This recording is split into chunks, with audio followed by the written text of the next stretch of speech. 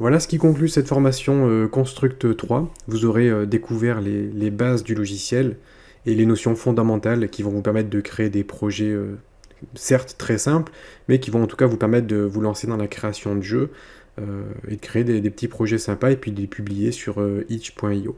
C'était vraiment une formation axée pour les débutants et je vous aurais présenté les principales fonctionnalités que l'on retrouve systématiquement dans quasiment tous les jeux, déplacer un personnage, gérer des collisions, afficher un score, etc. Donc c'est vraiment les notions essentielles à connaître. Ensuite, il y a eu la petite partie JavaScript qui peut vous permettre d'aller un petit peu plus loin si vous voulez creuser le sujet.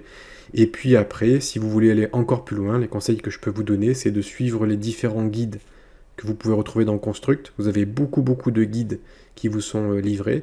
Si vous lisez l'anglais, il y a la documentation officielle qui est vraiment bien faite. Pour le coup, chapeau à eux, c'est vraiment une très bonne documentation.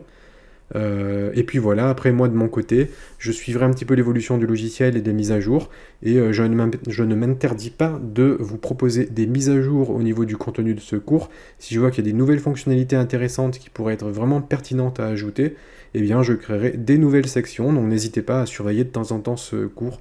Je le ferai évoluer pour ajouter des petits ateliers de temps en temps dès qu'il y aura quelque chose à dire.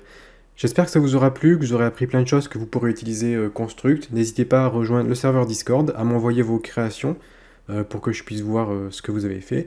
Et n'hésitez pas non plus à consulter les autres cours que je propose sur Udemy, il y en a presque 40. Beaucoup traitent sur le sujet de développement de jeux vidéo, donc ça pourrait vous intéresser si vous voulez continuer de vous former sur le sujet. À bientôt.